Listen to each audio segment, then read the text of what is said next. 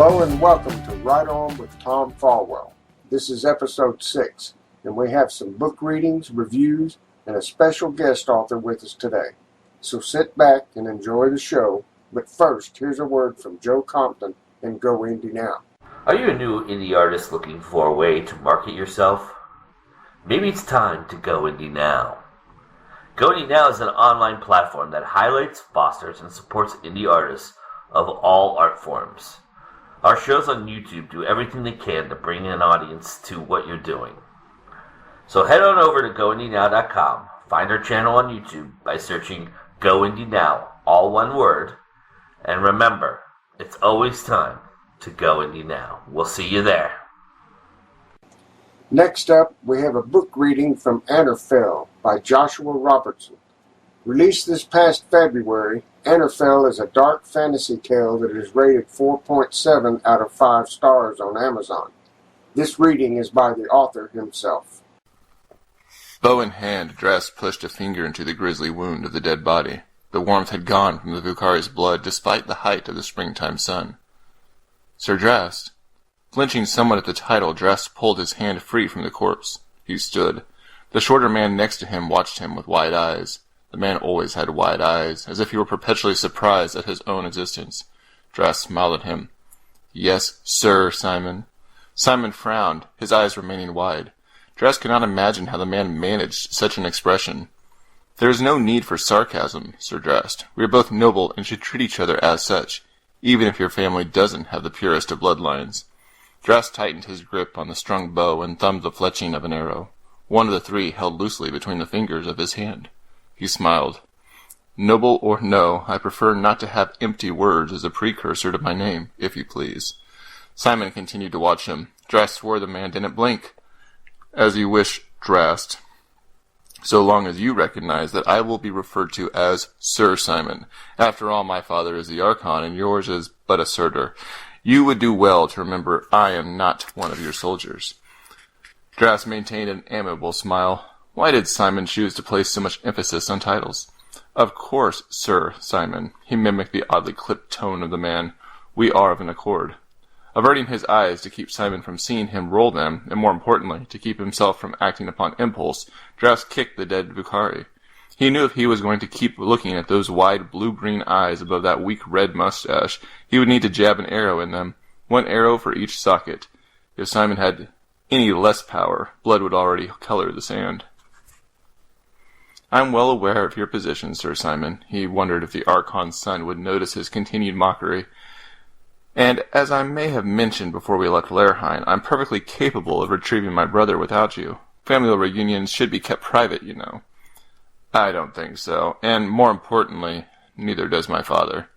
Drast widened his grin, shouldering his bow and clapping the man on the shoulder. The Vucari blood still on his finger left a stain on Simon's coat. The Archon's son did not notice. "I am certain.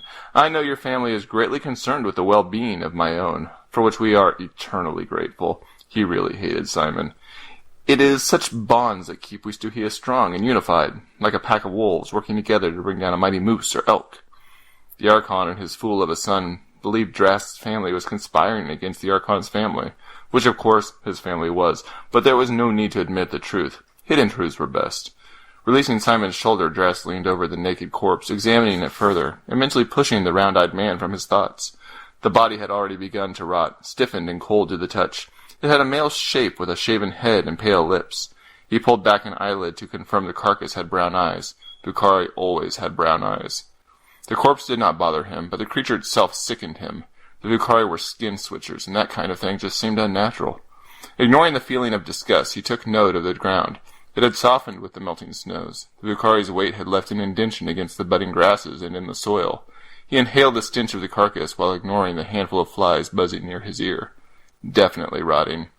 He pulled back and stood. "It has been dead for at least a few days." Simon asked, "Did your scouts do this?" "No, Sir Simon, my scouts did not do this. It has been dead much too long, and we only recently came into the region." Drast peered across the narrow distance between the mountains and the Nebu Sea. "I imagine my brother's pathfinders discovered this Vucari when they came out of the Shadefells. It might have been an enemy scout. Tyrion must have already returned from his adventure, though why they have not advanced closer to Laerheim I cannot say. With any luck, we'll find him further up the coastline. Sir Tyrion? Simon said in a matter-of-fact tone, gifting Drast with a wide smile. He has been gone for many months. I hear he was after something important. Drast held a grin, forcing his eyes to crease. Sometimes it was hard to remember to make the smile reach his eyes. Genuine. He had to seem genuine. What else could possibly keep him away? The response caused Simon to lift an eyebrow, but he did not respond. Regardless, it is our concern now. The weather is warming, which means the skin switchers will be venturing near Lerheim again. It looks to be another year of war. Perhaps you should return now to make certain that Archon is aware. Simon ignored the question. Their power is minimal compared to our own. Still, it is intriguing. Simon traced his thin mustache. The dragons leave the Vucari alone and attack the Stuhia? Drast glanced at the shade in the south. The dark mountains towered toward the thin clouds. The soil beneath the melting snow was blackened or gray, with several dark green trees lining the base of the looming rocks. The mountains could have been their own vertical world, expanding as far as the eye could see. Drast chuckled. Surely you're not expecting me to explain the motivations of dragons. Simon cocked his face to the side. I assumed you would have some insight. Oh, I would imagine no more than you have yourself. He considered punching him in the face a couple of times and seeing if he could make him close his eyes. We are Stuhia, Sir Simon. We are dragon people. By definition, we are sacred to Wolos. Drast kept the conversation pinpointed on Simon. You suggest dangerous things. If Anarfell interests you, you will find a link to the book on our podcast page, and you might want to check out Joshua Robertson on robertsonwrites.com. Our next book reading is from Seed of Scorn by Erin Michael Hall. This is the second book in her Rise of Nazil series, an epic fantasy tale in an imaginative world that fantasy readers are sure to love. This reading can also be found as a video on her YouTube channel. Torment of Truth, Seed of Scorn, Book 2. He emerged in desolation and saw endless faces of those who inhabited the unsettling space. All of them, all looked as him, as those of Nazil. Incoherent words were spoken all at once, some pleading, others demanding, while others cursed the darkness. Their eyes were nearly clear, virtually glowing, adjusting to the endless night. Their flesh had paled, as did their hair, which he now understood, through the Guardians, was caused by the same lack of light, the lack of sun. Only darkness remained. He watched as they struggled lumbering through the muck and mire that now surrounded them. The soft and unforgiving ground would surely consume them if their movement ceased too long. Pentanamir felt a sting in his nostrils as he experienced the fetid stench, burning not only his nose, but his eyes as well. He was not there, not feeling what the limitless men and women felt. Yet he was. He felt the emptiness, the suffering. He heard the prayers being offered to gods of their own creation. His heart became heavy, witnessing the brutalities committed. Although once the pain had been suffered, and someone fell to the ground, they did not perish. They could not. They rose again and continued to trudge. On and on it went. Constant movement, clamor and darkness, an unending melancholia and malevolence never changing. He felt a warm tear roll down his cheek, but could do nothing to remove it. He was as an effigy, an immobilized version of himself, a mere observer hovering far above those in the darkness, the unending pits where the damned now dwelled. He was not certain of his last thought, but it seemed only logical to him now. This was the space beyond. The Cha had taught him of the wasteland of souls, wandering, lost and tortured, but he saw none that they described as their tormentors. The Cha told of giant, disfigured humans, causing the suffering of the men and women of Nazil, devouring them with their razor-sharp teeth, only to spew them forth once more amidst the bile and acrid fluids of their stomachs, to be devoured eternally. Now he understood, or at least he thought that he did. allowing only the Guardian's merge to provide that which he did not comprehend. He did not use his eyes, not as he did before. He used his heart in concert with his mind, enabling more of what lay before him to take hold, to provide the true answers he sought, and never allowing himself to depend on his mere and limited understanding. It was a glimpse into a world beyond all others. It was not until he felt the darkness consuming him did the Guardians release their hold. He stood motionless, looking over the sea of Nazilians, reaching out to the figure that they now noticed above them. Had he his sword, Pentanamir would have batted the pale appendages away, but there was nothing, literally nothing, only darkness. With the severing of the Guardian's connection, fear consumed him. Panic took hold as he felt himself drifting, descending into the space where only the damned could reside. He peered left and then right, searching for any possible escape, anything that would end the ache he now felt and the torment that accompanied it. Drifting ever closer to the hands of those who only desired to pull him into the same muck that they could not escape, the same torment and hopelessness that they had known for eternity. He wanted to yell out, to scream, to beg for the pain to end. It was then the light appeared. Only a fissure, a small opening for him to pass. Pentanamir clenched his eyes, calling upon the Guardians. And when he opened them again, he was among them. His body shook violently as the visions assailed him. He batted at imagined fingers, grasping his arms, his face drenched with sweat. No longer able to support his weight, he plummeted to the ground, trembling. When he inhaled, only the stench of the abyss filled his nostrils, causing vomit to spew from his mouth. Hurry and shallow, son of Manafir, Tiab de Velate Amaleko. The Guardians offered in unison. Their voices added calm to his tormented mind as he lay on the ground, crying out in agony. When they moved to their place behind the Azar, she bowed to the beings, and they faded from their presence. You will find a link to Seed of Scorn on the podcast page, and you can find out more about Erin Michael Hall and her great books on her site at erinmichaelhall.com. C.G. Blade's pseudoverse novels are a sarcastic look into mankind's race to develop the first conscious artificial intelligence and achieve singularity. The problem is that most of the runners in this race are sadistic, hell-bent on destruction of DNA as we know it, and have a fondness for those missing a Y chromosome. Why, you ask?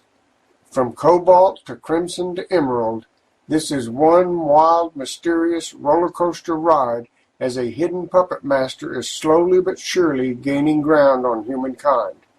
C.G.'s newest novel, Onyx, goes back 26 years before Cobalt and explains the beginning of it all. Will humanity finally become steady? Tropa is all around us now as heliotrope starts to take shape. We hope you enjoy this little slice of science fiction heaven which fuses historical science fiction, satire, horror, and plenty of hidden Easter eggs along the way. Join us in liberating the pseudos from Pseudosynth Press Publishing. We have with us today author Shakyra Dunn, who has written a wonderful book called The One Left Behind. She is a fantasy author. And we're going to ask her some questions today and get to know her a little better. So please welcome Shakyra Dunn. Hello, Shakyra. Hi there. So tell us a little about, I've read some of what you said, but how long have you been an author and what got you started? Well, officially, I've been at it for maybe almost a year now. I actually started writing when I was 14 years old after I just randomly discovered some notebooks in my closet and reread all of them. Then I decided to start writing again. What gave you the idea for this story, the series that you're writing? It was actually inspired, well, after I turned 18, a lot of things kind of went downhill. I was on top of the world. I had just graduated high school. I was starting college in a couple of weeks, and then suddenly I lost my mom. Definitely one of the most traumatizing things I've had to experience. Yeah, I know what you mean. I've lost mine too. So how did that get you into the writing? Well, I stopped writing actually for a few months after that, and then suddenly I just decided, well, you know what? Maybe I can channel this pain into my work. Frail back then was actually a lot more naive, and he really resonated with me as I was back then. Very naive, very quiet, wasn't really understanding of the world. How old is this character? When did you create this character? At the start of the story, he is 19, and it goes on for the series I'm planning until he's 21. Yeah, but I mean, when did you actually come up with this character? Oh, I was actually almost 19. So almost 19? Out in the field. Yeah. So tell us a little bit about Frail, the character. Frail is a 19-year-old boy living in this world called Nemestria, headed by a group of people called the Guardians. Sorry, well, can you give us kind of a background of this world? What it is that he's grown up in? Frail himself actually started off in a very small part of the world in Nemestria called Fracturus. It's mostly a desert kind of region, a lot of empty shops, basically not a lot of people that actually resonate there. And off to the west of Fracturus would be a place called the Church, which is basically the only place that attracts all the people that actually come to Fracturus. A lot of people go there basically to pray to the Guardians and ask for guidance. Okay. And is there some kind of antagonist in this world that everyone's afraid of or something? Actually, with my stories, I rarely ever write antagonists. I like to leave people guessing on who the villain really is in the story. Oh, okay. So in the synopsis, it talks about Frail has a best friend with him. And, yes, he does. And his friend gets murdered somehow. That's correct. That's actually his best friend, Relic Palladair. Okay. And does he know who's killed his friend, or is this just a mystery? He actually does meet the person that's killed his friend. It's a boy that's called a savage. His name is Kurova. And a savage basically is essentially the demons of the world. Okay. And then he gets mixed up with, let's see what you call a time jumper. So tell us about Nova Avery. Oh man, Nova. Where can I begin with you, Nova? Well, Nova is actually a 17-year-old girl. She's been time jumping for about 7 years now. So there's a lot of mystery behind her. When Frail first meets her, she's actually saving his life by shooting an arrow when he's basically being crucified. It sounds... go ahead. Sorry. No, go ahead. Oh, and the first thing she basically does is insult him. Okay. It sounds like there's a lot of Christian theme in this story. Is that meant to be that way, or are you just drawing from that, or is there... I actually do draw a little bit from it. Is there some lessons in here people should learn? Well, personally, I'm not exactly that religious myself, which is the funny thing about it. So I kind of touch base in terms of that with Frail as well, because he's more agnostic about everything. Nova is pretty much the same way. So in a sense, there is some themes to be taught about the idea of the religion in the story. At the same time, there's kind of not. Okay. Did you plot all this out? Are you a plotter or a pantser? I'm actually both. Okay. I definitely did plot out most of what I have for The One Left Behind, but usually when I'm just actually writing it, I go off the top of my head. Okay. Well, I'm the same way, so don't feel left out.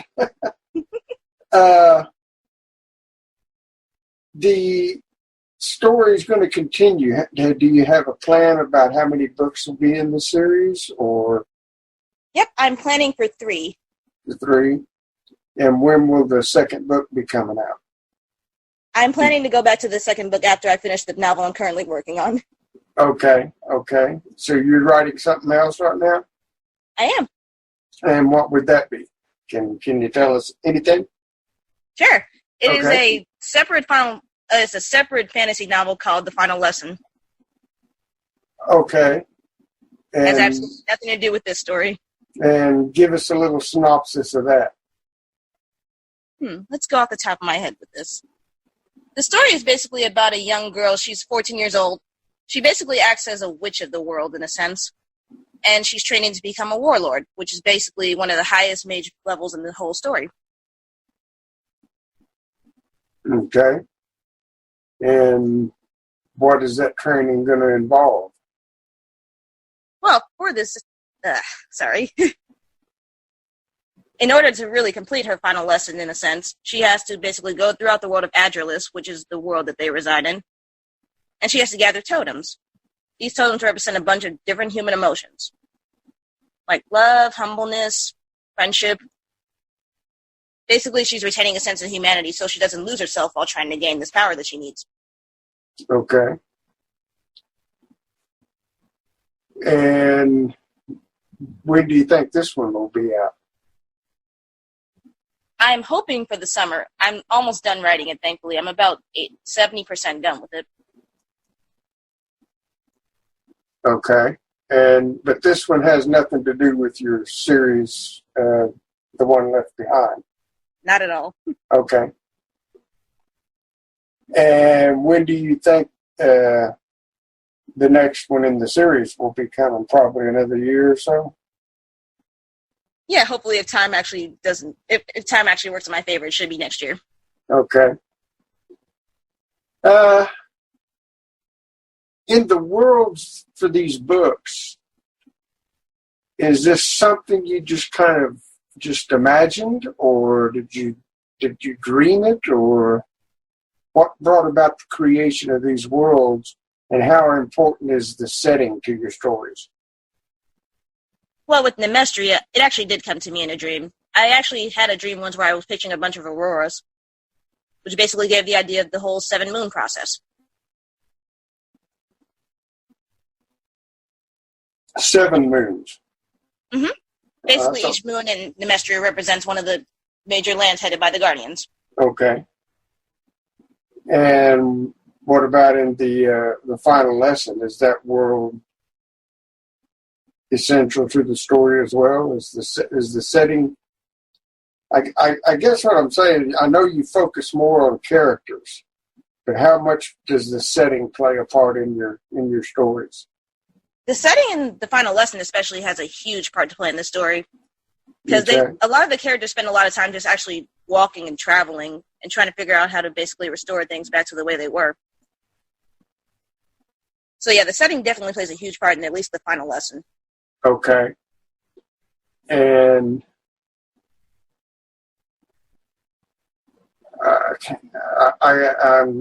you're talking so little, I'm not sure what to ask.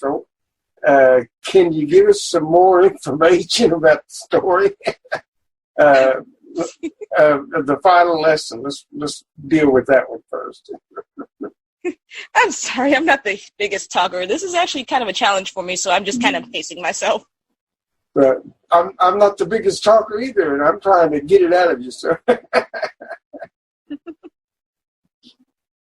So just kind of explain to us the character of the final lesson. You said she was a 14-year-old girl, and she's a witch in her world. What does that actually mean?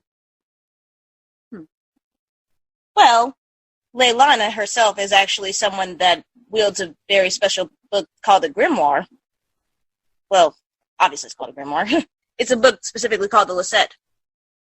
And she actually gained it from her older brother, who was already a warlord. And it's the only way she can control her magic, because she's one of the rare people that can't really use magic without an actual totem for herself.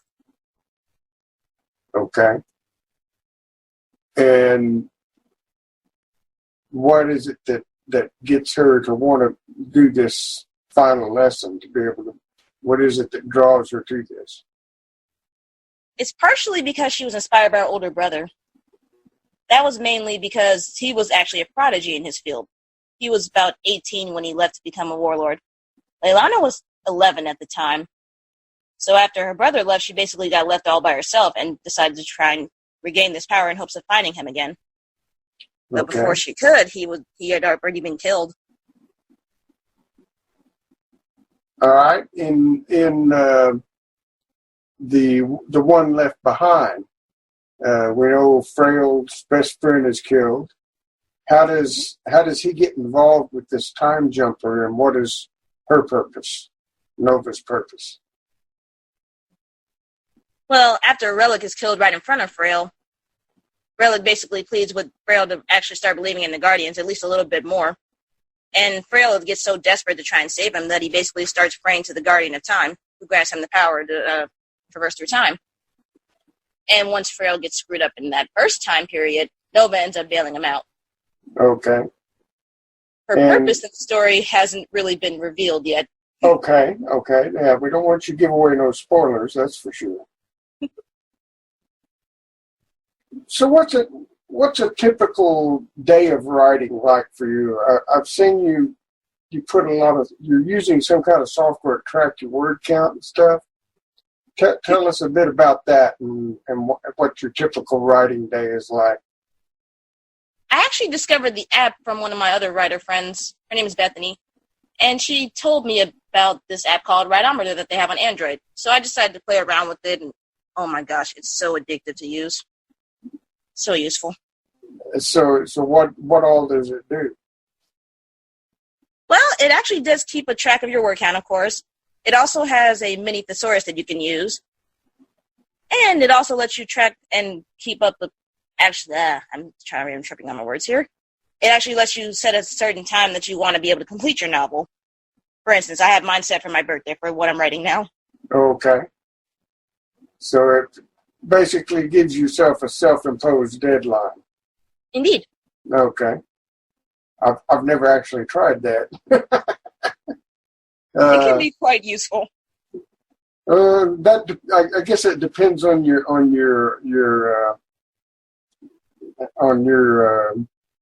kind of demeanor, how you handle that kind of stuff. As for me, I just can't handle deadlines. They drive me crazy. I definitely know the feeling. I'm actually someone that I have to have a deadline. Otherwise, I'm going to end up losing track of time. Okay. So what's your writing area look like? Do you sit at a desk? How do you do your writing? My desk is actually kind of junky right now, so I've kind of taken to sitting on the couch until I clean it. Not that I mind, though. My couch is really comfy.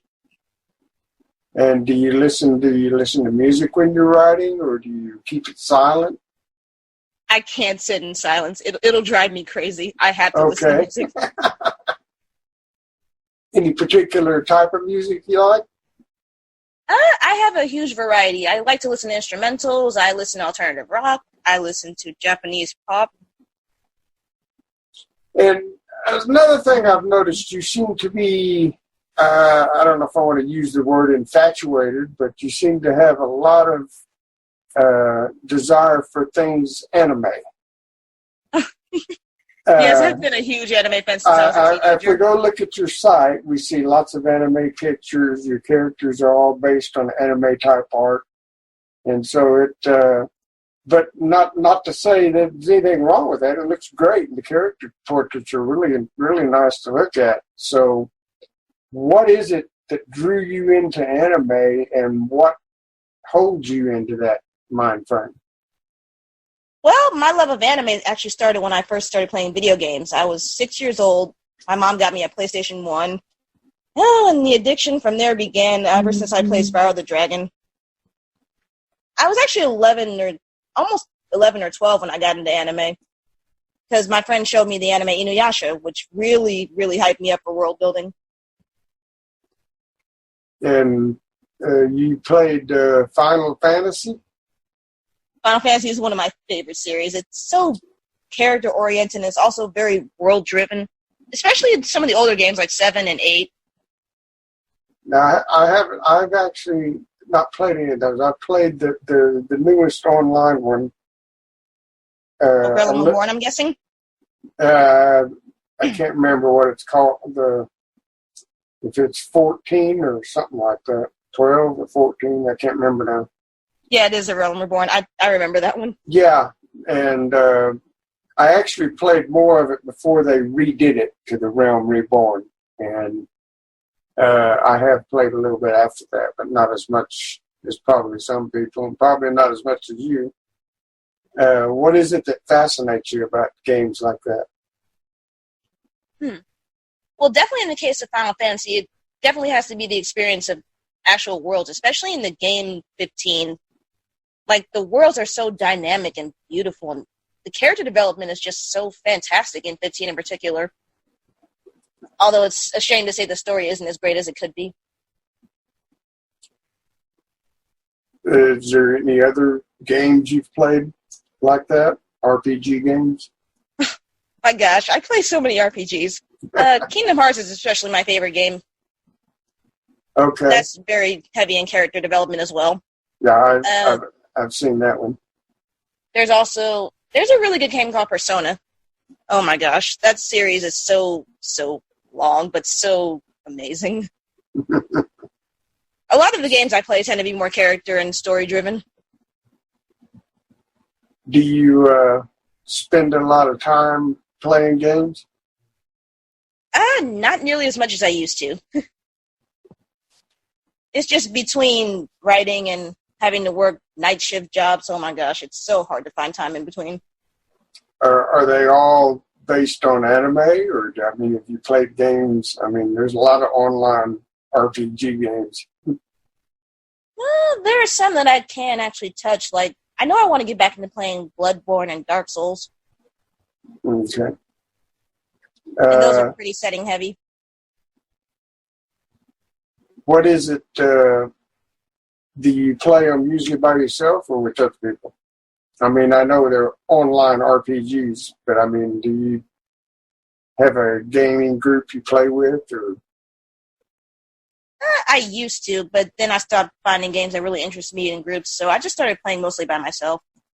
How has the gaming translated into the writing for you? Well, usually when I play RPGs, I get mostly inspired by all the developing character interactions, which is why I've gotten so character-driven with everything I write. I don't know why. It's just so unconscious with me. Well, don't feel bad. I actually spend more time creating characters in those games than I actually do play them. I just like creating characters. Were any of the characters that are currently in the book you have out now, or any of the books that you're working on, are any of those characters inspired by characters you played in the game? Actually, yes. I've actually had some people that have read the One Left Behind Magic compare Frail and Relic to the relationship of Sora and Riku in Kingdom Hearts. Okay. Very close best friends. They basically, in a sense, they kind of fall off of each other. They're complete opposites in one another. What about writing character interactions do you enjoy the most? That the characters can be so unpredictable. This really just spills out of me when I think of the dialogue that they have. Do you see the scenes unfold in your mind, or do you just kind of plot that out and write it? No, actually, especially when I'm writing the final lesson, it literally just comes to me. Like, Okay. I think about now this character I have called Rem. He's a prince. How do I describe him? My gosh. Like, there's this one scene I actually have written where he's yelling at one of the carriage drivers for getting upset about him hitting something as they're traveling. And, oh my gosh, Rem just completely flips off the handle. Calls him a coward and everything. Do your characters Do you control your characters, or do your characters control you? It can be a bit of both. We kind of have a love-hate relationship. We just kind of pull in different directions. Especially with Rem. Oh my gosh. He likes to take everything by control. Then again, that's just in him, considering he's a prince. What would you say is the most powerful scene between characters that you've ever written? Ooh, that's a tough one.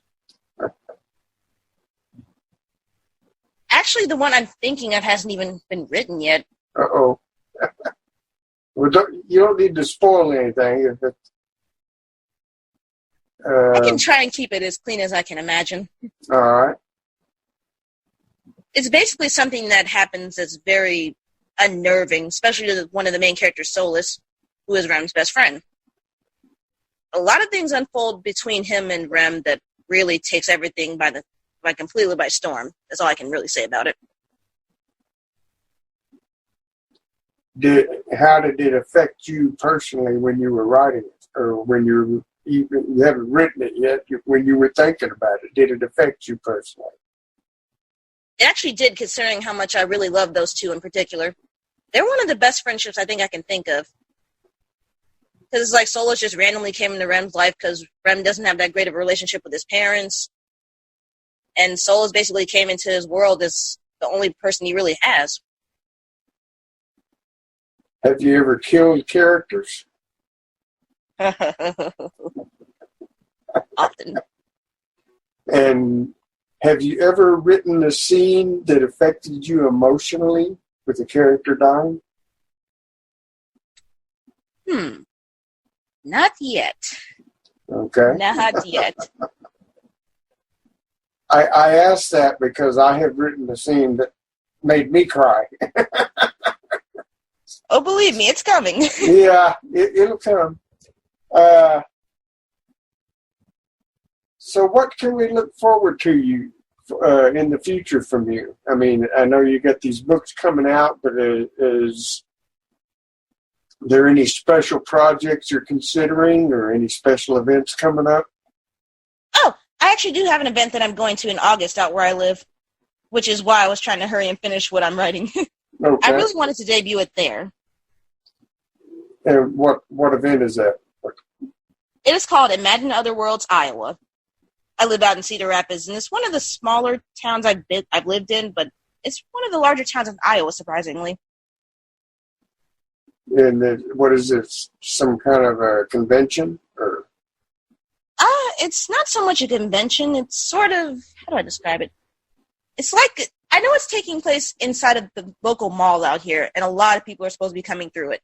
Mm-hmm. In a sense, it's almost like Indie Author Day, but more vast. Oh, that sounds pretty cool. Sounds like a good place to be to sell books. I hope so. It'd be one of my first major events, so I'm really looking forward to it. Okay. Have you done book signings much? Just one. How did that go? It was a little bit nerve-wracking because it was, of course, one of my first. I wasn't the biggest fan of talking. I'm still trying to figure out all the ropes of everything. I was also learning from all the other authors in the process. Mm-hmm. I think I know a lot more now than I did back then, at least. So hopefully it gets better over time. Yeah, it will. I know what you're talking about. The indie author community, how have they been helpful to you? I don't even know where I'd be without people like you guys. It's just amazing to think about. I don't think I would have ever gotten this far if I didn't actually have people to really talk to about these problems. And there's just so much I could really learn. I'm still learning, even after almost a year of being in this field. Yeah. That's what's amazing about it. You won't stop learning, trust me. You don't ever stop learning. Which I look forward to. That's always good. You're pretty active on Facebook. Is that your favorite social media, or are there others that you use? I try to get better at Twitter, but I can't stop using Facebook. Just too easy to use.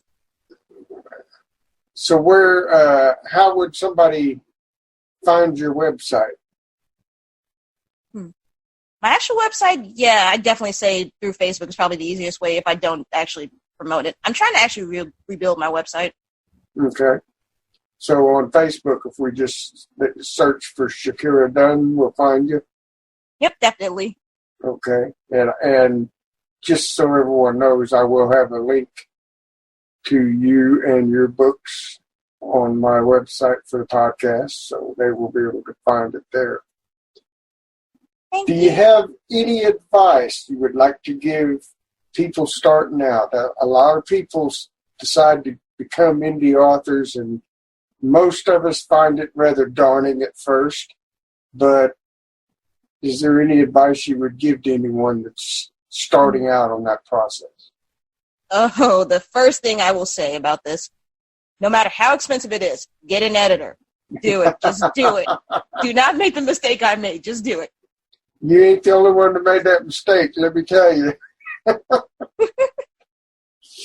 That's why I'm rewriting my first book right now. Yeah, I have to do the same thing. Oh, gosh, so many errors. And I caught them after I started writing my second book. Yeah, we think it looks good, don't we, until somebody else looks at it. Well,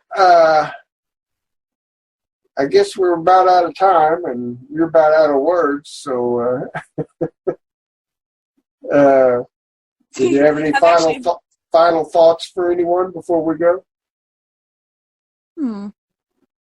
Oh, another thing I can say. No matter how tough it really gets to really think about this kind of career, don't let it demean you at all. It's going to be rough. Of course it's going to be rough. But don't stop trying, especially if you really love something. Good advice. Well, thank you for being with us today, Shakyra. We're glad to have you on the show. As I mentioned, we will have links to your social media, your author pages, and your books. All of that will be on on my website as well as on the episode page. And or actually, it'll be on the episode page. Excuse me. We'll have you featured on there, actually. So everyone can find out how to get a hold of you through that. And we just want to thank you one more time for being with us, for talking with us, and we hope you... Hello, I'm Kay Gantus from Author Assist. I'm a freelance writer and author of 8 books and over 35 publications. I have been in this business for over 25 years, and I am proud to call myself an indie author. However, being independent comes with a lot of responsibilities that take time, skill, and experience, all of which I have, and for this reason I now offer my time and experience to other indie authors.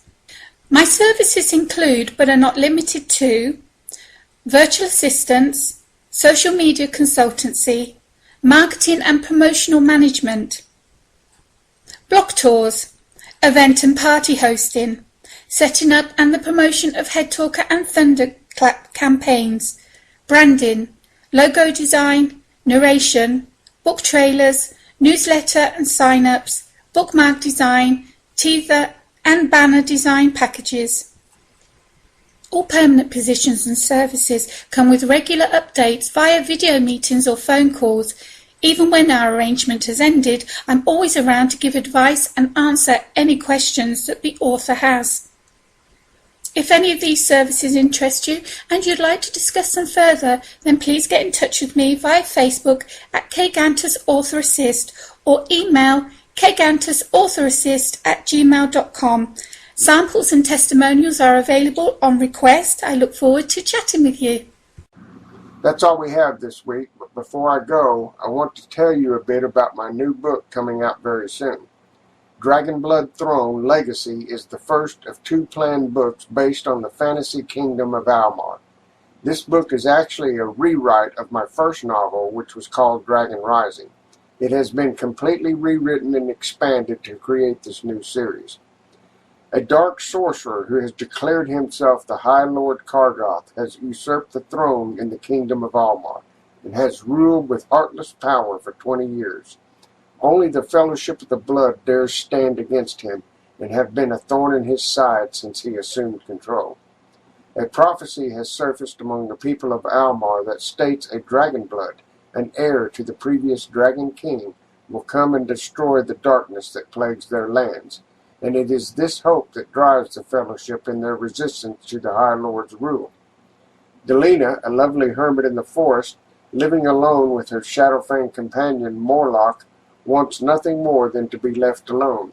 Her strange green eyes frighten others, and she hides from the so-called civilized people that killed her mother when she was but a small child. When the sign of the dragon appears in the night sky, Delina learns that she is the prophesied dragon blood, and now must face her fate or die by the hand of the Dark High Lord and his blackguard minions. Yet she has no idea how to become the dragon she is destined to be, and must undertake a perilous journey to find the ancient words of power that will show her the way to defeat Kargoth and become the Queen of Almar. This book is currently in the editing stage, and I'm hoping for a midsummer release date. You will find a link on the podcast page to find out more information and keep track of the latest news about the Dragon Blood series. Thanks again for joining with me, and I hope you will be here on the next episode of Ride On with Tom Fallwell. Until then, ride on.